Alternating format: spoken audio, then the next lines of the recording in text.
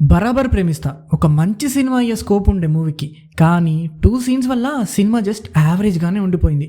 అవేంటో వీడియో ఎండ్లో చెప్తా. ముందుగా సినిమాలో ప్లాట్ ఏంటి అంటే, ధర్మవరం అనే ఊరిలో 2 వర్గాలు ఉంటాయి. వాళ్ళలో ఒకరికి ఒకరంటే పడదు. దీని మధ్య హీరోయిన్ లవ్ ఎలా సర్వైవ్ అయ్యారు అనేది స్టోరీ. ముందుగా పాజిటివ్స్ అంటే యాక్టింగ్. చంద్రహాస్ అండ్ హీరోయిన్ ఇద్దరు బాగా యాక్ట్ చేశారు. సాంగ్స్ అండ్ బీజిఎం ఎక్సలెంట్గా ఉన్నాయి.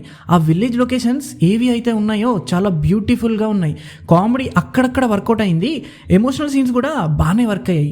అండ్ ఇక నెగటివ్స్ విషయానికి వస్తే, ఇంటర్వెల్ అయితే క్రింజ్ అని చెప్పాలి. అండ్ క్లైమాక్స్ కూడా నాకు వర్కౌట్ అవ్వలేదు. ఎందుకో ఏదో ట్రై చేద్దాం అనుకున్నారు, బట్ నాకు ఎక్కలేదు. స్టోరీ అండ్ కాన్ఫ్లిక్ట్స్ ఇంతకుముందు చూసిన సినిమాల్లానే ఉంటాయి. సేమ్ లవ్ డ్రామా, జస్ట్ ఆ విలేజ్ అట్మాస్ఫియర్ కొంత ఎంగేజ్ చేస్తాయి అంతే.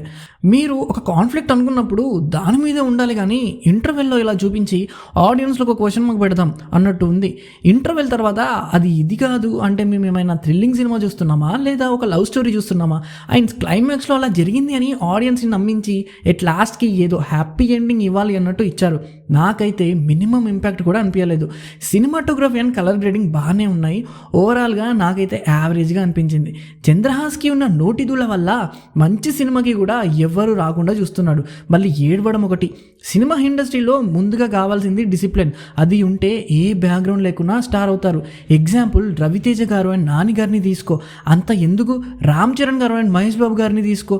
వాళ్ళ ఫాదర్స్ ఎంత పెద్ద స్టార్స్ అయినా కానీ బట్ డిసిప్లిన్ వల్లే వాళ్ళు ఇప్పుడు ఈ రేంజ్లో ఉన్నారు.